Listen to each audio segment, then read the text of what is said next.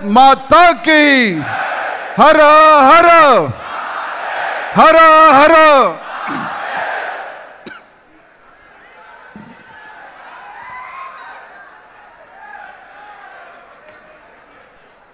ಶ್ರೀ ಕ್ಷೇತ್ರ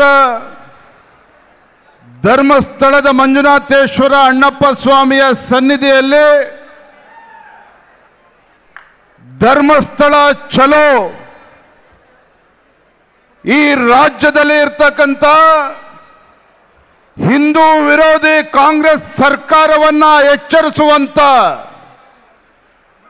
ಈ ರಾಜ್ಯದಲ್ಲಿರ್ತಕ್ಕಂಥ ಈ ದುಷ್ಟ ಕಾಂಗ್ರೆಸ್ ಸರ್ಕಾರವನ್ನ ಎಚ್ಚರಿಸತಕ್ಕಂತ ನಿಟ್ಟಿನಲ್ಲಿ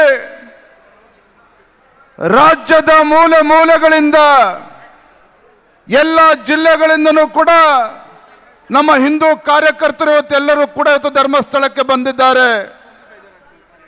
ಈ ಒಂದು ಬೃಹತ್ ಧರ್ಮಸ್ಥಳ ಚಲೋ ವೇದಿಕೆ ಮೇಲೆ ಆಸೀನರಾಗಿರ್ತಕ್ಕಂಥ ಕೇಂದ್ರದ ಸಚಿವರು, ನಮ್ಮೆಲ್ಲರ ಹಿರಿಯರಾಗಿರ್ತಕ್ಕಂಥ ಸನ್ಮಾನ್ಯ ಶ್ರೀ ಪ್ರಹ್ಲಾದ್ ಜೋಶಿಜಿ ಅವರೇ, ರಾಜ್ಯದ ವಿಪಕ್ಷ ನಾಯಕರುಗಳಾಗಿರ್ತಕ್ಕಂಥ ಮಾನ್ಯ ಆರ್ ಅಶೋಕ್ ರವರೇ, ಚಲವಾದಿ ನಾರಾಯಣ ಸ್ವಾಮಿ ಅವರೇ, ನಮ್ಮ ರಾಜ್ಯದ ಸಹ ಉಸ್ತುವಾರಿಗಳು, ನಮ್ಮೆಲ್ಲರ ಹಿರಿಯರಾಗಿರ್ತಕ್ಕಂಥ ಗೌರವಾನ್ವಿತ ಸುಧಾಕರ್ ರೆಡ್ಡಿರವರೇ, ಈ ಒಂದು ಭವ್ಯ ಕಾರ್ಯಕ್ರಮದ ಧರ್ಮಸ್ಥಳ ಚಲೋ ಒಂದು ಜವಾಬ್ದಾರಿಯನ್ನು ಹೊತ್ತಿರ್ತಕ್ಕಂಥ ಯಲಹಂಕ ವಿಶ್ವನಾಥ್ರವರೇ, ಮಾಜಿ ಮುಖ್ಯಮಂತ್ರಿಗಳು, ನಮ್ಮೆಲ್ಲರ ಹಿರಿಯರಾಗಿರ್ತಕ್ಕಂಥ ಸನ್ಮಾನ್ಯ ಶ್ರೀ ಸದಾನಂದ ಗೌಡಜಿ ಅವರೇ, ಕ್ಷೇತ್ರದ ಜನಪ್ರಿಯ ಶಾಸಕರು ಆತ್ಮೀಯರಾಗಿರ್ತಕ್ಕಂಥ ಹರೀಶ್ ಪೂಂಜಾರ್ ಅವರೇ, ಸಂಸದರಾಗಿರ್ತಕ್ಕಂಥ ಬ್ರಿಜೇಶ್ ಚೌಟಾ ಅವರೇ, ನಮ್ಮೆಲ್ಲರ ಹಿರಿಯ ನಾಯಕರಾಗಿರ್ತಕ್ಕಂಥ ಶ್ರೀರಾಮುಲು ಅವರೇ, ಸಿ ಟಿ ರವಿ ಅವರೇ, ರಾಷ್ಟ್ರೀಯ ಭಾರತೀಯ ಜನತಾ ಪಕ್ಷದ ರಾಷ್ಟ್ರ ಯುವ ಮೋರ್ಚಾ ಅಧ್ಯಕ್ಷರು, ಜನಪ್ರಿಯ ಸಂಸದರು, ಯುವ ಮಿತ್ರರಾಗಿರ್ತಕ್ಕಂಥ ತೇಜಸ್ವಿ ಸೂರ್ಯರವರೇ, ಡಾಕ್ಟರ್ ಅಶ್ವಥ್ ನಾರಾಯಣರವರೇ, ನಿಕಟಪೂರ್ವ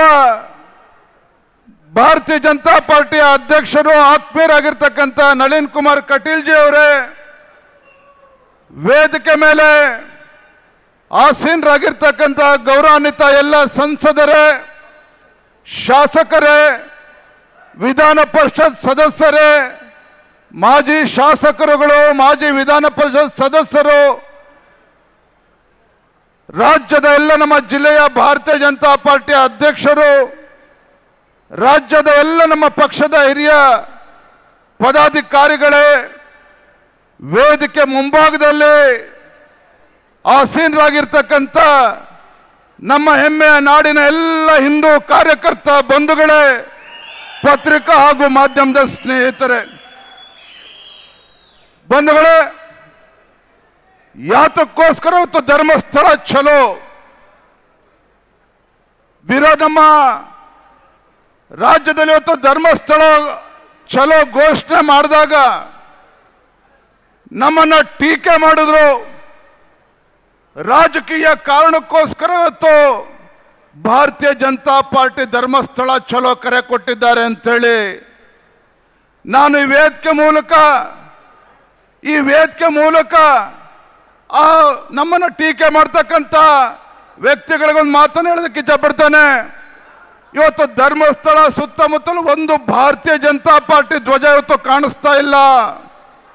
ಇಲ್ಲಿ ಬಂದಿರತಕ್ಕಂಥ ಪ್ರತಿಯೊಬ್ಬರು ಕೂಡ ಸ್ವಾಭಿಮಾನದ ಹಿಂದೂ ಕಾರ್ಯಕರ್ತರು ಬಂದಿದ್ದಾರೆ ವಿನಃ ಯಾರನ್ನು ಕೂಡ ದುಡ್ಡು ಕೊಟ್ಟು ಕರೆಸ್ತಕ್ಕಂಥ ಕೆಲಸ ಮಾಡಿಲ್ಲ.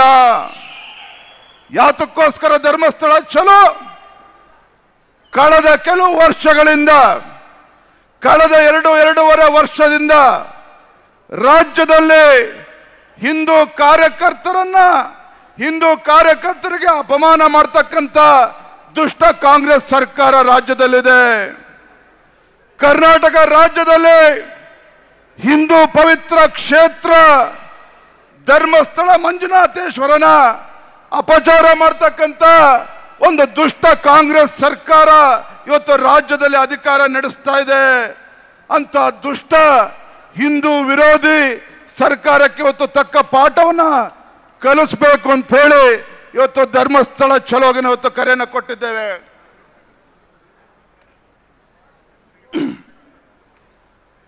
ಆತ್ಮೀಯ ಬಂಧುಗಳೇ,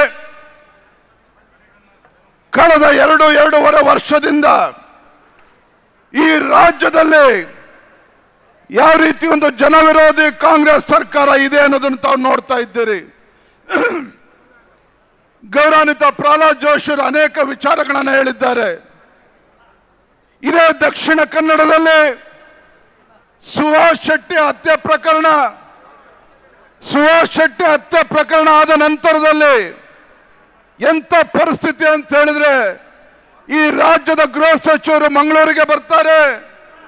ಮಂಗಳೂರಿಗೆ ಬಂದಂತ ಸಂದರ್ಭದಲ್ಲಿ ಆ ಸುಹಾಸ್ ಶೆಟ್ಟಿ ಅವರ ಮನೆಗೆ ಭೇಟಿ ನೀಡಿ ಆ ಕುಟುಂಬಕ್ಕೆ ಸಾಂತ್ವನ ಹೇಳಬೇಕು ಅಂತ ಹೇಳಿದ್ರೆ ಆ ಗೃಹ ಸಚಿವರಿಗೆ ಹೋಗಕ್ಕೆ ಬಿಡೋದಿಲ್ಲ. ಗೃಹ ಸಚಿವರಿಗೆ ಹಿಂದೂ ಕಾರ್ಯಕರ್ತ ಮನೆಗೆ ಹೋಗೋದಕ್ಕೆ ತಡೀತಾರೆ. ಅಂತ ದುಷ್ಟ ಶಕ್ತಿಗಳಿಗೆ ಬೆಂಬಲ ಕೊಡ್ತಕ್ಕಂಥ ಕಾಂಗ್ರೆಸ್ ಸರ್ಕಾರ ಇವತ್ತು ರಾಜ್ಯದಲ್ಲಿ ಅಧಿಕಾರದಲ್ಲಿದೆ. ಧರ್ಮಸ್ಥಳದ ವಿಚಾರದಲ್ಲಿ ಕಳೆದ ಒಂದು ತಿಂಗಳಿಂದ ದಿನನಿತ್ಯ ಅಪಪ್ರಚಾರ ನಡೀತಾ ಇದೆ. ನಾವು ಕೂಡ ಕಳೆದ ಒಂದು ತಿಂಗಳಿಂದ ಬಹಳ ತಾಳ್ಮೆಯಿಂದ ಎಲ್ಲವನ್ನೂ ಕೂಡ ನಾವು ನೋಡ್ತಾ ಇದ್ವಿ. ಏನು ಹೇಳಿದ್ರು ನಮಗೆ ಭಾರತೀಯ ಜನತಾ ಪಾರ್ಟಿ SIT ಘೋಷಣೆ ಮಾಡಿದಾಗ ನಾವು ಅದನ್ನ ಸ್ವಾಗತ ಮಾಡಿದ್ವಿ. ಹೌದು ಸ್ವಾಮಿ ಸಿದ್ದರಾಮಯ್ಯನವರೇ, ನೀವು SIT ಘೋಷಣೆ ಮಾಡಿದಾಗ ನಾವು ಸ್ವಾಗತ ಮಾಡಿದ್ವಿ. ನಾವು ನಿರೀಕ್ಷೆ ಮಾಡಿದ್ವಿ. ರಾಜ್ಯ ಸರ್ಕಾರ ಪ್ರಾಮಾಣಿಕತೆಯಿಂದ ನಡೆದುಕೊಳ್ತಾ ಇದೆ. ಧರ್ಮಸ್ಥಳದ ವಿಚಾರದಲ್ಲಿ ಅಪಪ್ರಚಾರ ನಡೀತಾ ಇರಬೇಕಾದ್ರೆ ಅಪಪ್ರಚಾರನ ತಡಿತಕ್ಕಂಥ ಕೆಲಸವನ್ನ ರಾಜ್ಯ ಸರ್ಕಾರ ಮಾಡ್ತದೆ ಅಂತೇಳಿ ನಾವು ಕೂಡ ತಾಳ್ಮೆಯಿಂದ ಕಾಯ್ತಾ ಇದ್ವಿ. ಆದ್ರೆ ಏನ್ ಮಾಡಿದ್ರು ಕಾಂಗ್ರೆಸ್ ಸರ್ಕಾರ? ಇವತ್ತು ರಾಜ್ಯದಲ್ಲಿ ಒಬ್ಬ ಹಿಂದೂ ಕಾರ್ಯಕರ್ತ ಸಾಮಾಜಿಕ ಜಾಲತಾಣದಲ್ಲಿ ಏನಾರೋ ಒಂದು ಪೋಸ್ಟ್ ಮಾಡಿದ್ರು ಅಂತ ಹೇಳಿದ್ರೆ 24 ಗಂಟೆನಲ್ಲಿ FIR ರಿಜಿಸ್ಟರ್ ಮಾಡಿ ಅವರನ್ನು ಅರೆಸ್ಟ್ ಮಾಡ್ತಕ್ಕಂಥ ಕೆಲಸ ಮಾಡ್ತಾರೆ. ಮಾನ್ಯ ಸಿದ್ದರಾಮಯ್ಯನವರೇ, ಇವತ್ತು ಧರ್ಮಸ್ಥಳ ಯಾವುದೋ ಒಂದು ಸಣ್ಣ ದೇವಸ್ಥಾನ ಅಲ್ಲ. ರಾಜ್ಯದಲ್ಲಿ ಕೋಟ್ಯಾಂತರ ಭಕ್ತರಿರ್ತಕ್ಕಂಥ ಒಂದು ಪುಣ್ಯ ಕ್ಷೇತ್ರ, ಪವಿತ್ರ ಕ್ಷೇತ್ರ ಧರ್ಮಸ್ಥಳ. ಇವತ್ತು ಪವಿತ್ರ ಕ್ಷೇತ್ರ, ಇಂಥ ಪವಿತ್ರ ಕ್ಷೇತ್ರ ಕೋಟ್ಯಾಂತರ ಭಕ್ತರಿದ್ರು ಸಹ ಯಾರೋ ಒಬ್ಬ ಬೀದಿಲಿ ಹೋಗ್ತಾ ಇದ್ದಂತ ಬಂದು ಕಂಪ್ಲೇಂಟ್ ಕೊಡ್ತಾನೆ ಅಂತ ಹೇಳಿದ್ರೆ ಒಂದು ಪ್ರಿಲಿಮಿನರಿ ಎನ್ಕ್ವೈರಿನೂ ಕೂಡ ಮಾಡ್ದೇನೆ ಆ ಅಯೋಗ್ಯ ಬಂದಿರತಕ್ಕಂತ ಹಿನ್ನೆಲೆಯನ್ನು ಕೂಡ ಅರ್ಥ ಮಾಡ್ಕೊಳ್ದೇನೆ ಇವತ್ತು ರಾಜ್ಯ ಸರ್ಕಾರ ಎಷ್ಟೇ SIT ಘೋಷಣೆ ಮಾಡ್ತಲ್ಲ, ನಿಮಗೆ ಭಗವಂತ ಒಳ್ಳೇದು ಮಾಡೋದಕ್ಕೆ ಸಾಧ್ಯನಾ? ಆ ಭಗವಂತ ನಿಮ್ಗೆ ಒಳ್ಳೇದು ಮಾಡೋದಕ್ಕೆ ಸಾಧ್ಯನಾ? ಒಂದು ಕಡೆ SIT ತನಿಖೆ ಆಗ್ತಾ ಇದ್ರೆ ದಿನನಿತ್ಯ ಅಪಪ್ರಚಾರ. ಈ ರಾಜ್ಯದ ಮುಖ್ಯಮಂತ್ರಿಗಳಿಗೆ ಕಿಂಚಿತ್ತಾದ್ರೂ ಕೂಡ ಕಾಳಜಿ ಇದ್ದಿದ್ರೆ ಯಾರು ಸಾಮಾಜಿಕ ಜಾಲತಾಣದಲ್ಲಿ ಧರ್ಮಸ್ಥಳ ಮಂಜುನಾಥೇಶ್ವರ ಅಣ್ಣಪ್ಪ ಸ್ವಾಮಿ ಬಗ್ಗೆ ಅಪಪ್ರಚಾರ ಮಾಡ್ತಾ ಇದ್ದರು 24 ಗಂಟೆಲಿ ಒದ್ದು ಒಳಗೆ ಹಾಕ್ಬೇಕಾಗಿತ್ತು. ಆ ಕೆಲಸ ಈ ಅಯೋಗ್ಯ ಕಾಂಗ್ರೆಸ್ ಸರ್ಕಾರ ಮಾಡಲಿಲ್ಲ. ಇವತ್ತೊಂದು ಮಾತನಾಡೋದಕ್ಕೆ ಇಷ್ಟಪಡ್ತೇನೆ. ಶ್ರೀ ಕ್ಷೇತ್ರ ಧರ್ಮಸ್ಥಳದ ನಿಂತು ಮಾತನಾಡ್ತಾ ಇದ್ದೇವೆ. ನಿನ್ನೆ ದಿನ ಮಾಧ್ಯಮದ ಸ್ನೇಹಿತರು ಕೂಡ ನನಗೊಂದು ಪ್ರಶ್ನೆನ ಕೇಳಿದ್ರು. ಸ್ವಾಮಿ ವಿಜಯೇಂದ್ರ ಅವರೇ, ಸೌಜನ್ಯ ಪ್ರಕರಣದಲ್ಲಿ ಭಾರತೀಯ ಜನತಾ ಪಾರ್ಟಿಯ ನಿಲುವೇನು ಅನ್ನೋ ಮಾತನ್ನ ಕೇಳಿದ್ರು. ನಾನು ಈ ವೇದಿಕೆ ಮೂಲಕ ಒಂದು ಮಾತನ್ನ ಸ್ಪಷ್ಟಪಡಿಸೋದಕ್ಕೆ ಇಷ್ಟಪಡ್ತೇನೆ. ರಾಜ್ಯ ಸರ್ಕಾರಕ್ಕೆ ಆಗ್ರಹವನ್ನು ಕೂಡ ಮಾಡ್ತೇನೆ. ಇವತ್ತು ಸೌಜನ್ಯ ಹತ್ಯೆ ಪ್ರಕರಣ ಇವತ್ತು ಮರು ತನಿಖೆಗೆ ರಾಜ್ಯ ಸರ್ಕಾರ ಘೋಷಣೆ ಮಾಡಲಿ ತತ್ಕ್ಷಣ. ಸೌಜನ್ಯ ಹತ್ಯೆ ಪ್ರಕರಣದಲ್ಲಿ ಮರು ತನಿಖೆಗೆ ಹೊತ್ತು ಘೋಷಣೆ ಮಾಡಲಿ. ಆ ಸೌಜನ್ಯಳ ಕುಟುಂಬಕ್ಕೆ ನ್ಯಾಯ ಕೊಡ್ತಕ್ಕಂಥ ಕೆಲಸವನ್ನ ರಾಜ್ಯ ಸರ್ಕಾರ ಮಾಡಲಿ. ಇವತ್ತು ಅಕ್ವಿಟಲ್ ಕಮಿಟಿನೂ ಕೂಡ ರಾಜ್ಯ ಸರ್ಕಾರ ಘೋಷಣೆ ಮಾಡಲಿ. ಅದರ ಮುಖೇನ ರಾಜ್ಯ ಸರ್ಕಾರ ಸೌಜನ್ಯಳ ಕುಟುಂಬಕ್ಕೆ ನ್ಯಾಯ ಕೊಡ್ತಕ್ಕಂಥ ಕೆಲಸ ಮಾಡಲಿ. ಭಾರತೀಯ ಜನತಾ ಪಾರ್ಟಿ ಈ ವಿಚಾರದಲ್ಲಿ ರಾಜ್ಯ ಸರ್ಕಾರಕ್ಕೆ ಸಂಪೂರ್ಣವಾಗಿ ಬೆಂಬಲವನ್ನು ಕೊಡ್ತೇವೆ. ಆದ್ರೆ ಒಂದು ಮಾತನ್ನ ವೇದಿಕೆ ಮೂಲಕ ಈ ರಾಜ್ಯದಲ್ಲಿರ್ತಕ್ಕಂಥ ಕಾಂಗ್ರೆಸ್ ಸರ್ಕಾರ, ಜನವಿರೋಧಿ ಕಾಂಗ್ರೆಸ್ ಸರ್ಕಾರಕ್ಕೆ ಇವತ್ತು ಎಚ್ಚರಿಕೆಯನ್ನು ಕೊಡೋದಕ್ಕೆ ಇಚ್ಛಪಡ್ತಾನೆ. ಮಾನ್ಯ ಮುಖ್ಯಮಂತ್ರಿ ಸಿದ್ದರಾಮಯ್ಯನವರೇ, ನಿಮ್ಮ ಆಡಳಿತದ ವೈಖರಿ ಕಳೆದ 2 ವರ್ಷದಿಂದ ನಾವು ನೋಡ್ತಾ ಇದ್ದೇವೆ. ಇವತ್ತು ಧರ್ಮಸ್ಥಳ ಮಂಜುನಾಥೇಶ್ವರನ ವಿಚಾರದಲ್ಲಿ ಇಷ್ಟು ಅಪಪ್ರಚಾರ ಆಗ್ತಿದ್ರು ಕೂಡ ನೀವು ಸರಿ ಮಾಡೋದಕ್ಕೆ ಸಾಧ್ಯ ಆಗಲಿಲ್ಲ. ಈಗಾಗಲೇ ಚಾಮುಂಡಿ ಬೆಟ್ಟಕ್ಕೆ ಕೈ ಹಾಕಕ್ಕೆ ಹೊರಟಿದ್ದೀರಿ.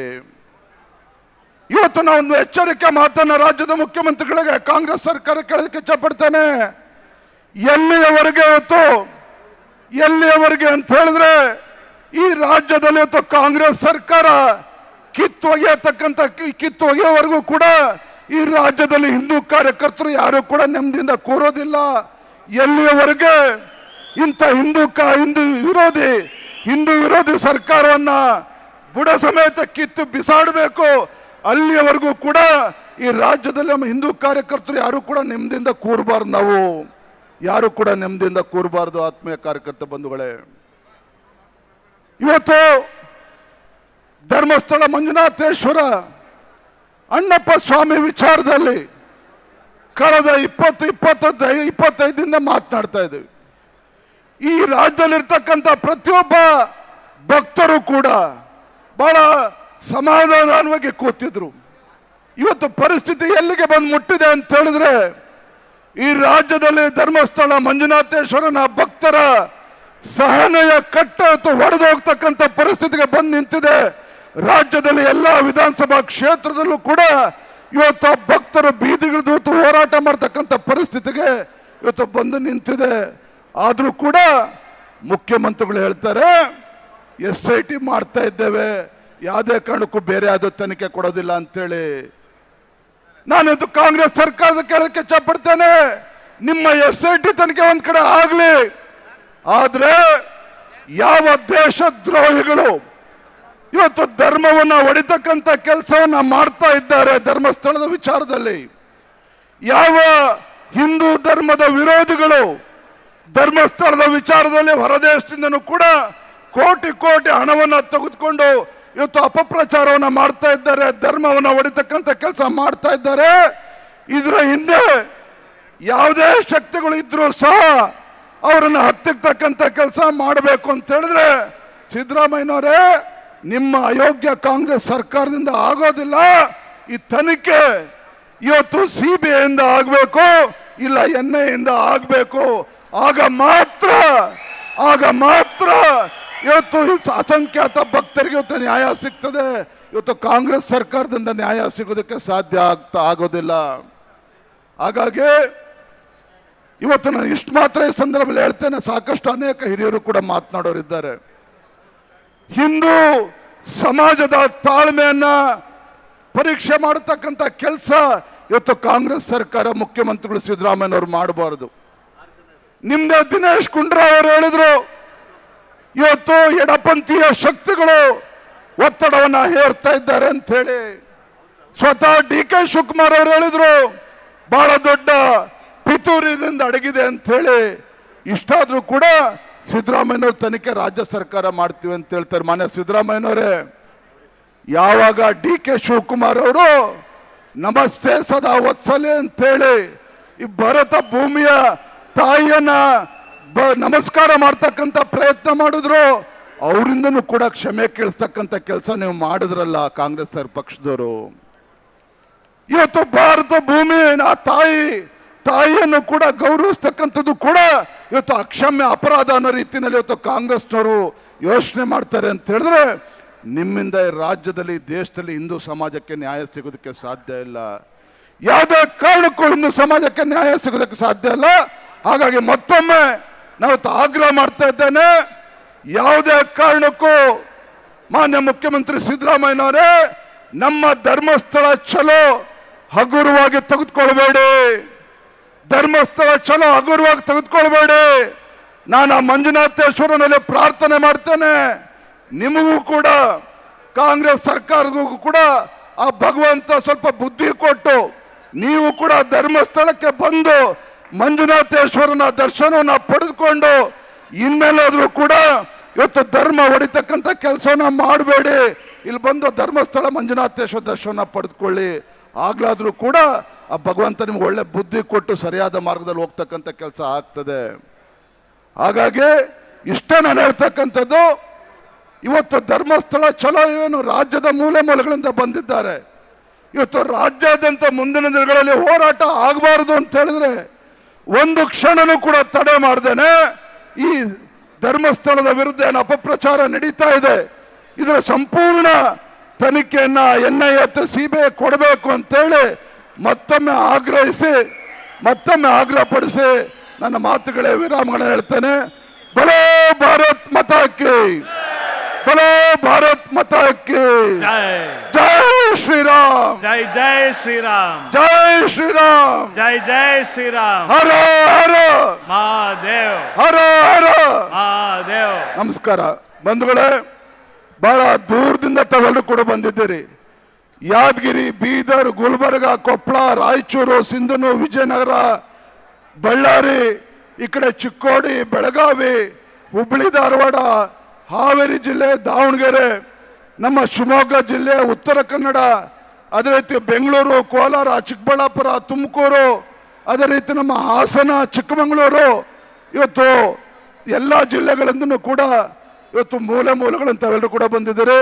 ತಮ್ಮೆಲ್ಲರಲ್ಲೂ ಕೂಡ ನಾನು ಕೈ ಜೋಡಿಸಿ ವಿನಂತಿ ಮಾಡ್ತೇನೆ, ಭಾಳ ಸುರಕ್ಷಿತವಾಗಿ ತಾವೆಲ್ಲರೂ ಕೂಡ ತಮ್ಮ ಮನೆಗಳಿಗೆ ಹೋಗಿ ತಲುಪಬೇಕಾಗಿದೆ. ಹಾಗಾಗಿ ಕಾರ್ಯಕ್ರಮ ಮುಗಿಯೋವರೆಗೂ ಸಹ ತಾವೆಲ್ಲರೂ ಕೂಡ ಸಮಾಧಾನದಲ್ಲಿ ಕೂತು ಎಲ್ಲ ಹಿರಿಯರ ಮಾತನ್ನು ಕೂಡ ಕೇಳಬೇಕು. ಆ ಧರ್ಮಸ್ಥಳ ಮಂಜುನಾಥೇಶ್ವರ ದರ್ಶನವನ್ನು ಕೂಡ ಪಡೆದುಕೊಂಡು ಆರಾಮಾಗಿ ಭಾಳ ನಿಧಾನವಾಗಿ ತಮ್ಮ ತಮ್ಮ ಗ್ರಾಮಗಳಿಗೆ ತೆರಳಬೇಕು ಅಂತೇಳಿ ವಿನಂತಿ ಮಾಡ್ತಾ, ಬಂದಿರತಕ್ಕಂಥ ತಮ್ಮೆಲ್ಲರಿಗೂ ಸಹ ಆ ಭಗವಂತ ಮಂಜುನಾಥೇಶ್ವರ ಒಳ್ಳೇದು ಮಾಡಲಿ, ತಮ್ಮ ಕುಟುಂಬಕ್ಕೆ ಒಳ್ಳೇದು ಮಾಡಲಿ ಅಂತೇಳಿ ಹೇಳಿ ನಿಮ್ಮೆಲ್ಲರಿಗೂ ಒಳ್ಳೇದಾಗಲಿ ಅಂತ ಮಾತನಾಡ್ತೇನೆ. ನಮಸ್ಕಾರ, ವಂದನೆಗಳು.